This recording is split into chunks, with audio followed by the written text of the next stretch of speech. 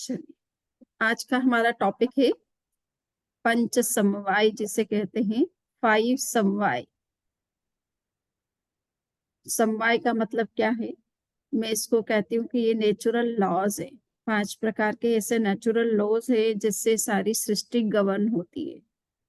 कोई भी सृष्टि में कुछ भी हो रहा है, उसमें ये 5 फैक्टर्स काम करते हैं। तो पहले अपन ये समझ ले कि समवाय का मीनिंग क्या होता है। व्हाट इज समवाय? तो समवाय मीन्स ग्रुप ऑफ फैक्टर्स और natural laws responsible to regulate cosmic events. हमारे संसार में, इस सृष्टि में जो कुछ होता है, चाहे कोई मनुष्य भी कोई प्रयत्न पुरुषार्थ करता है, तो उन सब में ये 5 फैक्टर काम करते हैं, 5 लॉज काम करते हैं। इन सबका योग मिलने पर और ये सब अनुकूल होते हैं तो ही हमारा कार्य सिद्ध होता है। अगर इनमें से कोई भी एक फैक्टर जो है वो प्रॉपरली अगर वर्क नहीं कर रहा है या हमारे फेवर में वर्क नहीं कर रहा है, तो हम अपने कार्य में सफल नहीं हो पाते हैं। काम बनते बनते बिगड़ जाता है। ये कुछ लोग ये समझते हैं कि हम पुरुषार्थ करने से ही सब कुछ होता है, या अपना भाग्य अगर सही है तो बिना पुरुषार्थ के भी चीज मिल जाती है। तो ज्यादातर लोग भाग्य या पुरुषार्थ को महत्व देते हैं। कुछ लोग भाग्यवादी हैं, कुछ लोग पुरुषार्थवादी हैं, या कुछ लोग दोनों तरह के चीजों को, फैक्टर्स को मानते हैं। किंतु ये दोनों फैक्टर्स भी अपने आप में पर्याप्त नहीं है। हमें और भी अनेक दूसरे फैक्टर्स हैं, उनका भी पूरा सपोर्ट चाहिए, और वो जब तक नहीं मिलता है तब तक कार्य सिद्ध नहीं होता है। तो दूसरे फैक्टर्स क्या हैं? उसमें सबसे पहला फैक्टर है कि काल, टाइम। किसी भी चीज को सफल होने में या निष्पत्ति तक पहुंचने में, उसका रिजल्ट्स आने में समय का बहुत बड़ा रोल होता है। समय अगर हमारे अनुकूल चल रहा है तो हम कोई भी एफर्ट करते हैं, कहीं भी इन्वेस्टमेंट करते हैं, कुछ भी पाने का संकल्प करते हैं, और उसके लिए जो कुछ हमें करना होता है वो हम करते हैं, तो हमें उसके रिजल्ट्स मिल जाते हैं। किंतु अगर समय हमारे बहुत प्रतिकूल चल रहा है, फेवरेबल नहीं है, तो हम बहुत प्रयत्न करते हैं, पुरुषार्थ करते हैं, संकल्प भी करते हैं, किंतु वो काम सिद्ध नहीं हो पाता है। तो इसलिए हर चीज अब एक समय लेती है। हम कभी-कभी हम पुरुषार्थ करते हैं, हमने बीज तो बो दिया और सोचे कि आज बीज बोया और कल ही फल आ जाए, तो ऐसा नहीं हो सकता है। हम चक्रवर्ती की तरह, हमारे पास नवनिधियां नहीं है जिनके सपोर्ट से चक्रवर्ती सुबह बीज बोता है और शाम को फल मिल जाता है। किंतु हमारा पुरुषार्थ इस तरह का होता है कि हम आज बीज बोते हैं और आम का फल पाना चाहते हैं, तो वो लगभग 12 वर्ष का टाइम लगता है आम के फल को आने में। कुछ संकर जाति जिसे कहते हैं, कुछ दूसरे तरीके से कोई चीजें समय से पहले अगर प्राप्त कर भी ली जाती है, तो वो एक जो नेचुरल उसमें जो क्वालिटी होनी चाहिए चीज, वो फिर हमें वो देखने को नहीं मिलती है, फिर वो आर्टिफिशियल होती है। और आज इसके लिए हमको देखना पड़ता है, सोचना पड़ता है कि ये चीज ऑर्गेनिक है कि इनऑर्गेनिक है ना, केमिकल से या फर्टिलाइजर्स यूज करके इसको प्रोड्यूस किया गया है, या ये नेचुरल तरीके से प्रोड्यूस हुई है। तो हमें मालूम है कि नेचुरल चीजों में जो क्वालिटी होती है वो आर्टिफिशियल या इस तरह के केमिकल या फर्टिलाइजर्स को यूज करके जो चीजें प्रोड्यूस की जाती है, उसमें वो क्वालिटी नहीं होती है। उल्टा कभी कभी वो इतनी पॉइजनस होती है कि लॉन्ग टर्म में हमारे हेल्थ को ही खराब करती है। तो ये जानना जरूरी है कि हम समय के साथ ही कुछ चीजें होती हैं, हम समय से पहले चाहते हैं। और ये ज्यादातर वर्तमान की जो चिंतन शैली है, और कहना चाहिए कि इम्पैशंस मनुष्य के अंदर जो डेवलप हो गया है, उसके कारण से वो रातों रात अमीर बनने की बात सोचता है। और अगर अमीर बनने का रातों रात अगर कोई प्रयास करता है, तो गलत तरीके से ही वो अमीर बन सकता है, सही तरीके से बनना तो बड़ा मुश्किल होता है। अनैतिकता फिर इसी कारण से हम कहीं न कहीं हमारे जीवन में प्रवेश कर जाती है। अगर हम इम्पेशेंट होते हैं, समय का इंतज़ार करना नहीं जानते हैं, किस समय पुरुषार्थ करने की आवश्यकता होती है, किस समय नहीं करने की ज़रूरत होती है। अगर हम समयज्ञ नहीं होते, समय को नहीं पहचानते हैं, तो हम अपने प्रयत्न में सफल नहीं हो पाते हैं। तो इसलिए समय का इंतज़ार करना भी कभी-कभी कुछ चीज़ों में बहुत ज़रूरी होता है। कुछ चीज़ें पुरुषार्थ अ, के अधीन होती हैं और कुछ चीज़ें समय के अधीन भी होती है। तो हमें समय का जब तक समय हमारे फ़ेवर में वर्क नहीं कर रहा है या जिस चीज़ को जितना समय चाहिए वो नहीं दिया जाता है, तो वो रिज़ल्ट नहीं मिलता है। हम चाहे दूध से दही बनाना चाहें, दही से मक्खन बनाना चाहें, मक्खन से घी बनाना चाहें, तो ऐसा नहीं है कि हमने दूध लिया और उसी से हम तुरंत जो है मक्खन निकाल सकते हैं और घी बना सकते हैं। इन सब प्रोसेस करने में जो समय लगता है, वो तो लगाना ही पड़ता है। सोचने मात्र से कि मिल्क हाथ में आ गया है, अब तो इससे ये भी हो जाना चाहिए, ये भी हो जाना चाहिए। तो मिल्क कोई कहना चाहिए कि चिंतामणि रत्न नहीं है, कामधेनु नहीं है या कल्पवृक्ष नहीं है कि आपके सोचने मात्र से वो चीज़ आपके सामने प्रस्तुत हो जाएगी। उसके लिए आपको पुरुषार्थ करना पड़ेगा, प्रोसेस करना पड़ेगा और वो प्रोसेस सही ढंग से की जाएगी, तो ही दूध से दही बनता है, दही से मक्खन बन सकता है, मक्खन से घी निकल सकता है। सो ये प्रोसेस करने में हमें जो समय लगता है, वो हमें लगाना पड़ेगा। मेडिसिन हम दवाई लेते हैं और दवाई अगर हमने ली है और सोचे तुरंत ही फ़ायदा हो जाना चाहिए, तो ऐसा नहीं होता है। द मेडिसिन का भी अपना टाइम होता है कि वो कितना समय लेगी असर करने में। कुछ चीज़ें जो है कुछ समय के अनंतर ही इफ़ेक्ट दिखा देती है, कुछ मेडिसिन्स को टाइम लगता है उसका रिज़ल्ट्स आने में। तो हमें मेडिसिन लेते हैं तो उसमें भी देखना पड़ता है, इंतज़ार करना पड़ता है कि भई जैसे ही गोली ली वैसे ही सिर दर्द ठीक तो नहीं हो जाएगा। हाँ, थोड़ा 10-15 मिनट से हो सकता है कि वो ठीक हो जाए।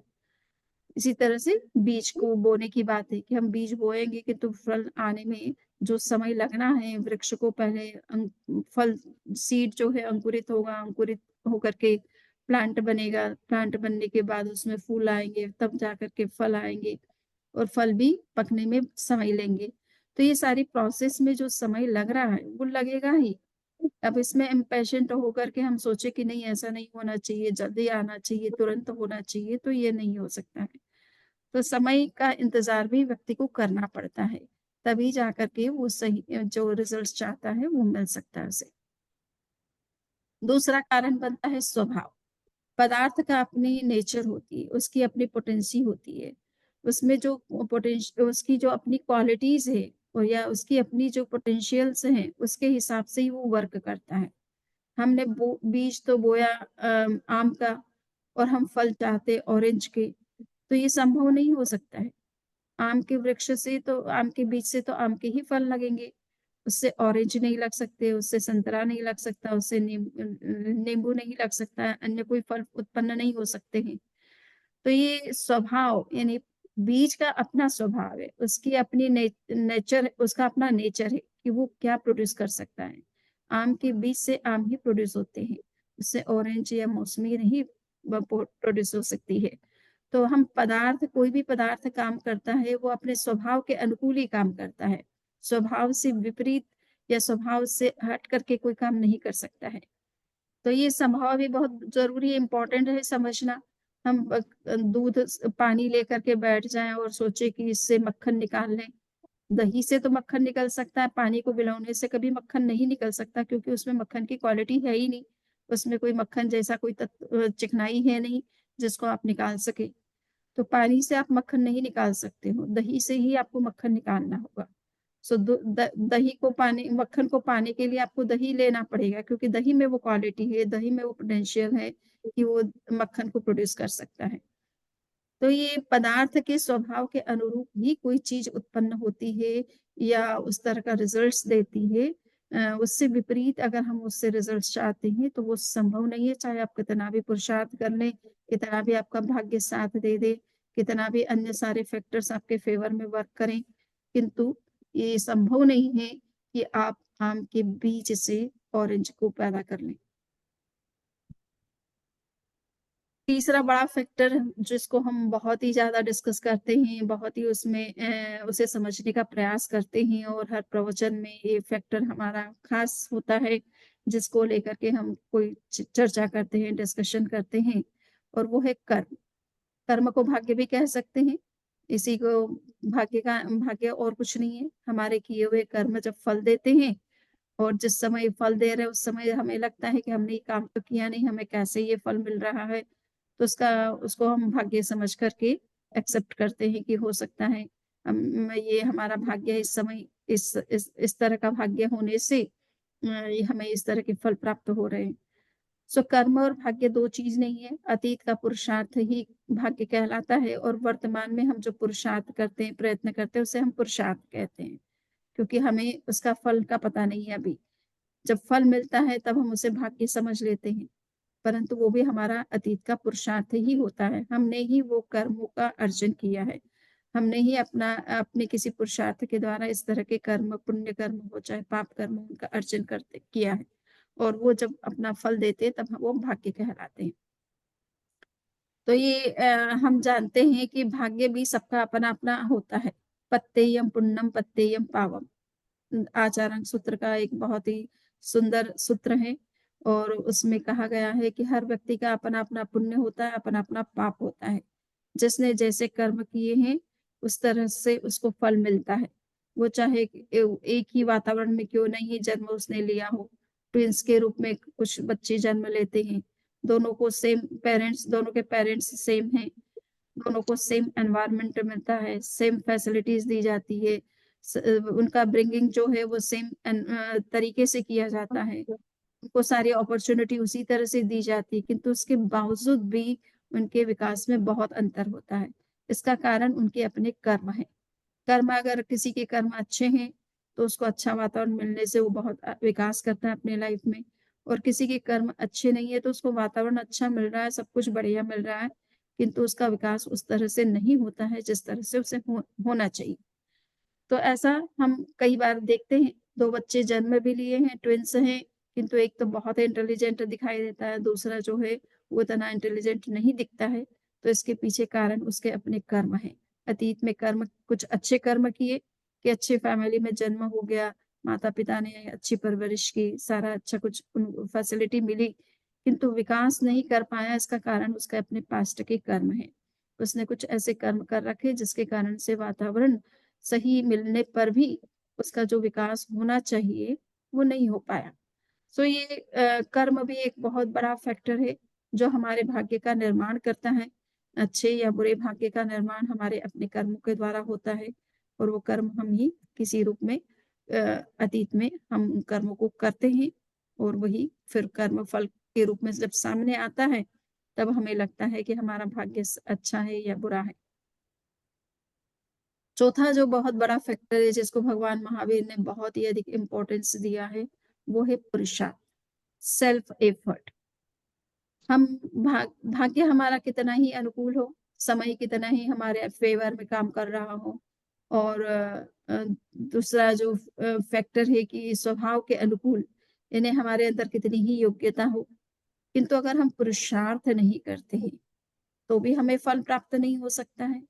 हम कितना भी इच्छा करें, अभिलाषा करें कि ऐसा होना चाहिए, वैसा होना चाहिए, किंतु उसके लिए जो उचित प्रयत्न और पुरुषार्थ व्यक्ति को करना होता है, वो नहीं करता है। कुछ लोग ये सोच लेते हैं कि हम तो बड़े अमीर परिवार के बच्चे हैं, हम हमारे माता-पिता का बड़ा नाम है, तो हमें ऐसे ही सब कुछ मिल जाएगा, किंतु ऐसा नहीं होता है। माता-पिता के कारण से या समृद्ध परिवार मिलने से या नाम होने से मात्र से काम नहीं होते हैं। हमें खुद अपने आप को अपना टैलेंट प्रूव भी करना होता है। आपके अंदर अगर योग्यता है, एलिजिबिलिटी है, तो उसे प्रूव करना पड़ता है। उसके बिना कोई काम नहीं होते हैं। खेती में कोई व्यक्ति खेती कर रहा है, अब वो ये सोचे कि मैंने बीज बो दिया, अब अपने आप ही फसल हो जाएगी, तो ऐसा नहीं होगा। बीज बोने के बाद भी उसको कितना पुरुषार्थ करना पड़ता है। पानी बराबर अगर बारिश नहीं हुई है, तो बारिश पानी की क्या व्यवस्था, किस तरह से फसल को पानी मिले, उसके लिए और क्या चीज़ करने की आवश्यकता है, तो वो नहीं करता है। फसल जब उग गई है, तो उसे काटता नहीं है और उसको जिस तरह से उसको प्रोसेस करना चाहिए जिससे कि वो अनाज को प्राप्त कर सके और उसे मार्केट में बेच सके। ऐसी सारी व्यवस्थाएँ उसको खुद को करनी पड़ेगी। ये नहीं कि मैंने बीज बो दिया तब अपने आप ही सब कुछ होता रहेगा आगे की प्रोसेस। व्यक्ति को हर चीज़ में, हर काम में सफल होने के लिए पुरुषार्थ करना पड़ता है। भाग्य में कभी-कभी बहुत कुछ लिखा हुआ आता है, बहुत अच्छा लिखा हुआ होता है। किंतु व्यक्ति पुरुषार्थ नहीं करता, आलस्य है, प्रमाद है, नेग्लिजेंस जो है उसमें रहता है, समय उचित चल रहा है परंतु उसको ओवरलुक कर देता है, सोचता है कि और करेंगे, बाद में कर लेंगे, अभी क्या ज़रूरी है। समय पर जो काम करना होता है, उसको आप अगर डिले करते हैं, तो भी वो फल नहीं देता है या बिफ़ोर टाइम उसको करते हैं, तो भी टाइम वो फल नहीं देता है। तो हमें पुरुषार्थ भी समय को देख कर के करना होता है, उचित समय कौन-सा है, किस समय क्या काम करने से हमें उसके अच्छे रिज़ल्ट्स मिल सकते हैं। अगर ये हम ध्यान ना रखें, तो हम कितना भी पुरुषार्थ कर लें, कितने भी फैक्टर्स हमारे फ़ेवर में काम कर रहे हों, किंतु वो काम नहीं होता है। सो पुरुषार्थ भी बहुत ज़रूरी है। कर्मों को जहाँ तक है कि कर्मों को बदलना भी संभव है। कुछ कर्म ऐसे होते हैं जिनको दलित कर्म कहा जाता है, निकाचित कैटेगरी के नहीं होते हैं, उनको आप अपने प्रयत्न से बदल सकते हैं और ज़्यादातर कर्म जो होते हैं वो दलित कर्म होते हैं, निकाचित कर्म तो कोई-कोई होता है। सो ये हमें समझना है कि पुरुषार्थ किए बिना न तो कर्म समाप्त होते हैं, न किसी चीज़ की प्राप्ति होती है, ना कोई फल हमें प्राप्त होता है। हर चीज़ में हमें पुरुषार्थ करने की आवश्यकता होती है।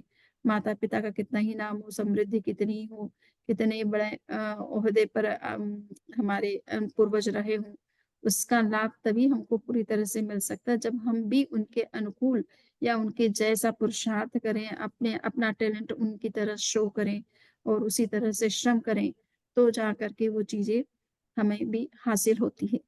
सो पुरुषार्थ अपने आप में बहुत बड़ा एक फैक्टर है, इसको भी हमें समझना चाहिए और बिना पुरुषार्थ के चाहे हमारे खाना बना कर के हमारे सामने कोई परोस भी दे और अगर हम हाथ ना चलाएँ, मुँह में ना कोड़ ना डालें और उसे चबाने का प्रयास ना करें, तो वो कोई अंदर में उतर कर के अपने आप नहीं उतर जाता है और एनर्जी हमको नहीं देता है।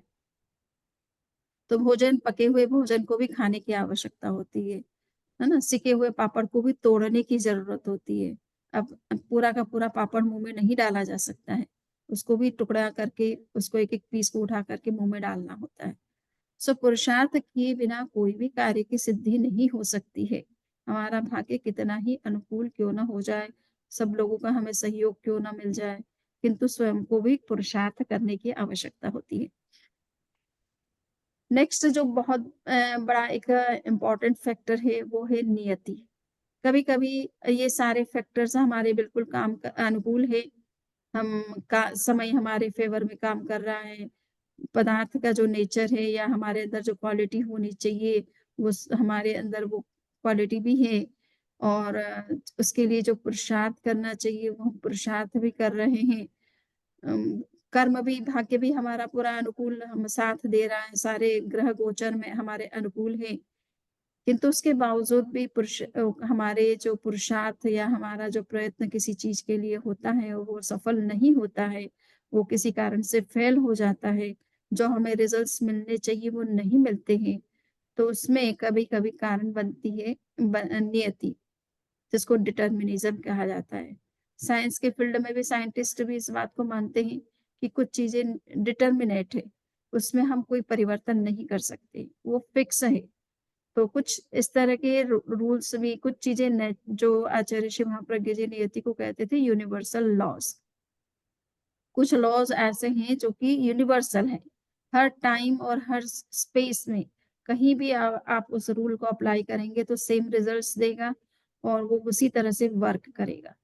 सो कुछ नियम ऐसे होते हैं जैसे कि उदाहरण के लिए एक बच्चा जन्म लेता है, बड़ा होता है, स्कूल जाता है और कॉलेज जॉइन करता है, शादी हो जाती है, बच्चे भी हो जाते हैं, उम्र ढलती चली जाती है, बूढ़ा हो जाता है और मृत्यु हो जाती है। सो ये एक प्रक्रिया है, ये वो कोई ये चाहे कि नहीं मैं तो बच्चा हूँ, तो बच्चा ही रहूँ, यंग नहीं बनना चाहता है या बूढ़ा नहीं होना चाहता, तो ऐसा नहीं है। जो जन्मा है उसका ये उस वो इस प्रोसेस से गुज़रेगा ही और जिसने जन्म लिया उसको मृत्यु भी प्राप्त होगी। कोई ये सोचे कि मैं जन्म तो लेना ठीक है, अच्छी बात है, किंतु मरना क्यों ज़रूरी है? तो ऐसा नहीं हो सकता, वो चाहे कितना ही अपना दम लगा ले, किंतु मृत्यु से वो बच नहीं सकता है। सो मृत्यु जो है एक यूनिवर्सल ट्रुथ है। जन्म लेने वाले के साथ मृत्यु का संबंध निश्चित रूप से रहता ही है। कोई भी व्यक्ति आज तक इस तरह से बच नहीं पाया है। किसी को अगर इच्छा मृत्यु का वरदान भी मिला है, तो वो इतना ही है कि वो अपने मृत्यु को डिले कर सकता है, किंतु उससे आगे अपने आप को अमर बना ले, ऐसा उसके लिए संभव नहीं है। कहा जाता है इतिहास में बहुत सारे ऐसे असुर हुए जो अमर बनने के सपने देखते थे और उसके लिए करोड़ों-करोड़ों लाखों वर्षों तक, हज़ारों वर्षों तक जप करते थे, साधना करते थे कि हम अमर बन जाएँ। किंतु ब्रह्मा जी हो, चाहे विष्णु जी हो, चाहे शिव जी हो, कोई भी ये दावा नहीं कर सकते कि वो उनको अमर बना देंगे। चाहे उनका वो कितना ही जप करे, कितनी ही भक्ति करे, उनको यही कहना होता है कि ये नेचर के विरुद्ध है और हम इस नेचर के विरुद्ध हम नहीं जा सकते। तुम कोई और वरदान माँग सकते हो। तो ये कहने का तात्पर्य इतना ही है कि मृत्यु एक यूनिवर्सल ट्रुथ है। जो जन्म लेगा उसकी मृत्यु निश्चित रूप से होनी है। देर-सवेर हो सकती है, किसी का लाइफ स्पान छोटा होता है, किसी का बड़ा हो सकता है, किंतु जाना सबको पड़ता है। तो ये मृत्यु एक ऐसा नियम है जिसको हम यूनिवर्सल ट्रुथ के रूप में देखते हैं। अब इसके लिए कितना भी कोई पुरुषार्थ कर ले, बहुत योग कर ले, इस तरह की मेडिसिन ले ले और वर्तमान में कहा जाता है इस तरह की चिप भी आ गई है, जिससे कि व्यक्ति बूढ़ा नहीं दिखेगा जल्दी से और थोड़ा बहुत होगा भी तो एनर्जी उसकी लॉस नहीं होगी और वो जितना चाहे उतना जी सकता है। परंतु कब तक जिएगा? वो भी बोर हो जाएगा, इस तरह का इतना लंबा जीवन। आने वाली नई जनरेशन किस तरह की होगी, उसके साथ कितना एडजस्टमेंट पॉसिबल होगा उसका भी।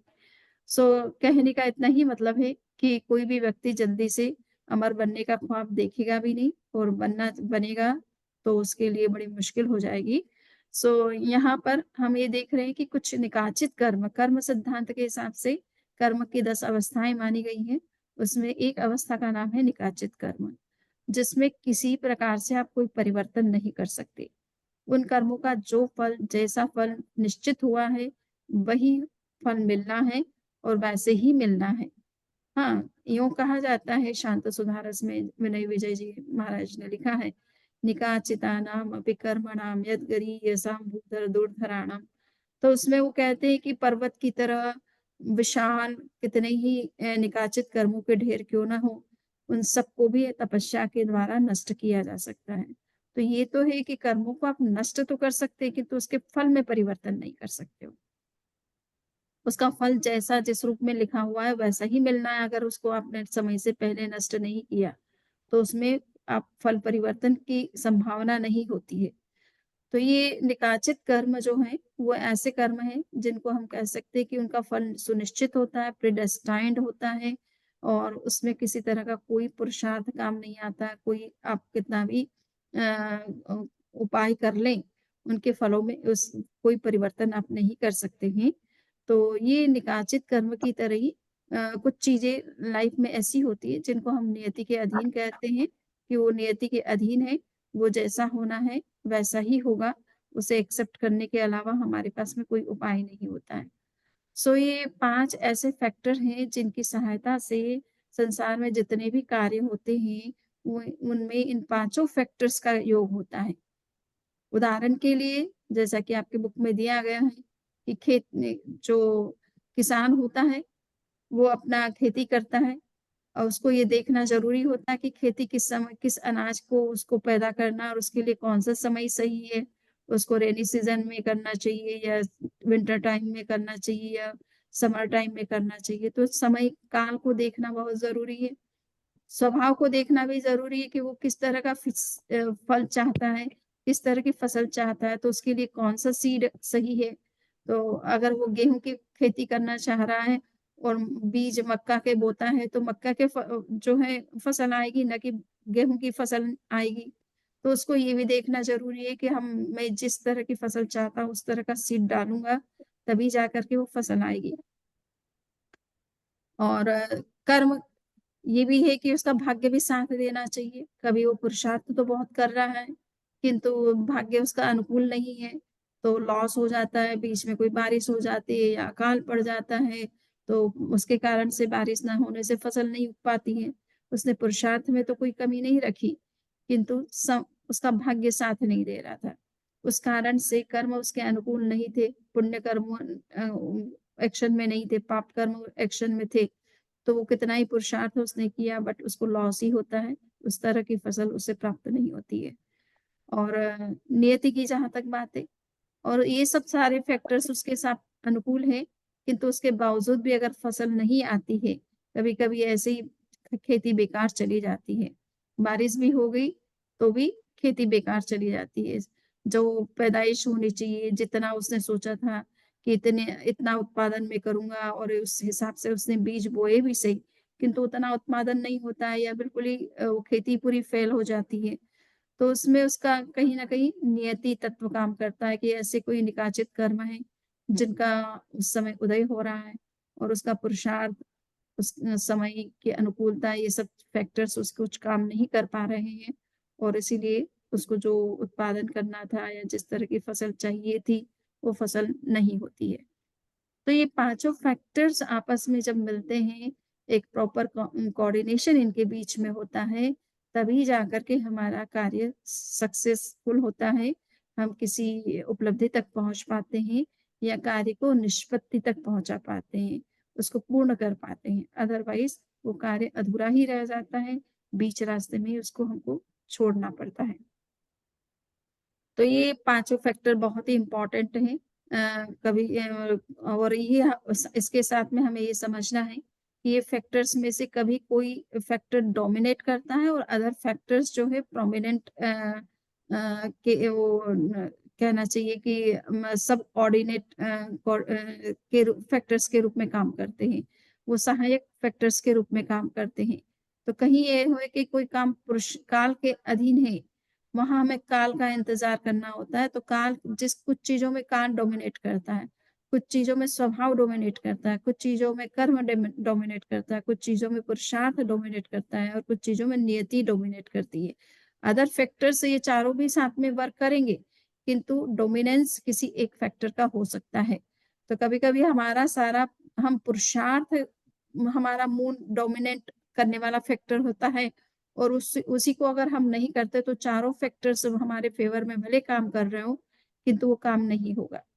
तो हमें ये समझना है कि कौन-सा फैक्टर किस समय डोमिनेट करता है, उसको भी हमें पूरी तरह से एनालिसिस करना चाहिए, उसकी भी पूरी स्टडी करना चाहिए और उस तरीके से हमें काम को आगे बढ़ाना चाहिए। किसी भी दिशा में कोई भी पुरुषार्थ हम करते हैं, इन्वेस्टमेंट करते हैं या कुछ भी हम फल चाहते हैं, चाहे हम सामायिक करें, ध्यान करें, स्वाध्याय करें, जप करें, सामायिक तो हम दिन भर करते हैं। किंतु अगर सुबह का समय 4 से 7 बजे का जो समय है, उस समय जो सामायिक की जाती है, उस समय जो ध्यान किया जाता है, उस समय जो स्वाध्याय किया जाता है, उस और वो भी जागरूकता के साथ पूरा अलर्ट दिमाग के साथ, अवेयरनेस के साथ किया जाता है, तो उसका जो फल हमें मिल सकता है, वो अदर टाइम में उतना उस रूप में नहीं मिल पाता है, क्योंकि हम या तो हम दिन भर के हमारे काम के बातें जो हैं, वो दिमाग में चलती रहती हैं। कुछ इधर-उधर के फैक्टर्स जो है वो डिस्टर्ब करते रहते हैं। एकदम हम लोनलीनेस या पीसफुल जो एनवायरनमेंट चाहते हैं वो उस समय नहीं मिल पाता दिन में, क्योंकि सभी लोग घर के परिवार के सभी अपना-अपना काम करते हैं, तो उनको भी रोका नहीं जा सकता है। तो ये सब चीज़ें हमें समझना है कि समय कभी-कभी समय कौन-सा समय है जिसमें करने से वो फल ज़्यादा देता है। और अदर समय में हम करते ज़रूर हैं, उसका भी फल है, जितना हो आपका मन एकाग्र रहता है, तन्मय रहता है और आप पूरी निष्ठा के साथ जब उस काम को करते हैं, तो उसका फल तो मिलता ही है। किंतु अगर कुछ फैक्टर्स डिस्टर्ब कर देते हैं बीच में, तो फिर काम की जो सफलता है, वो कुछ प्रतिशत कम भी हो जाती है। तो हमें ये देखना है कि हमें कौन से समय को चुनना है, किस काम को करना है तो कौन-सा समय सबसे बेस्ट है उसके लिए और कौन से साधन उसके लिए सबसे अनुकूल है।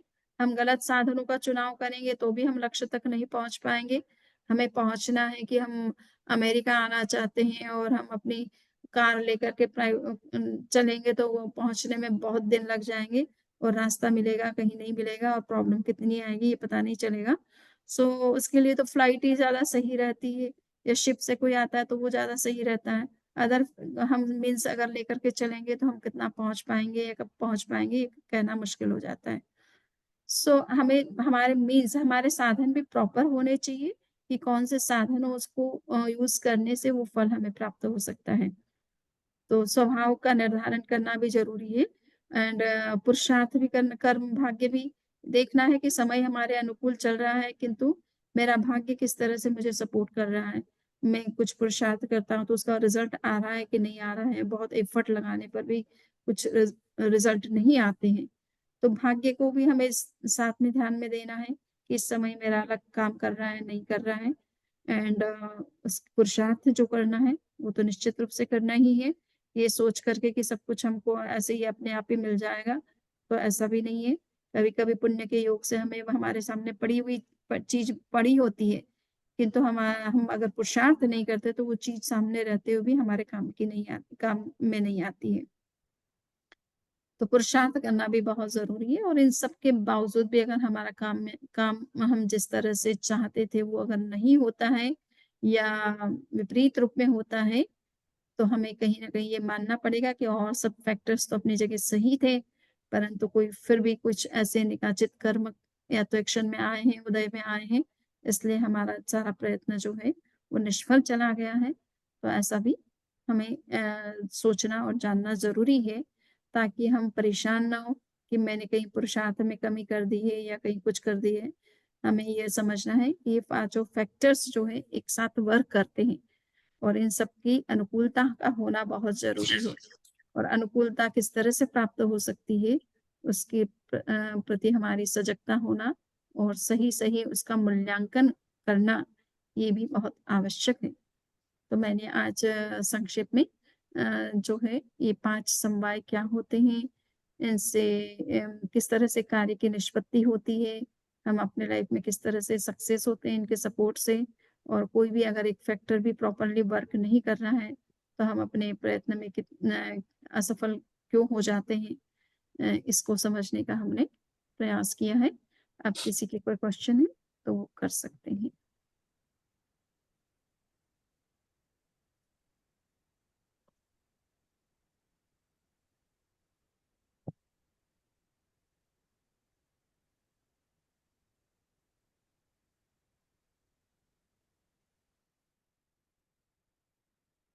हुँ, किसी के कोई क्वेश्चन है?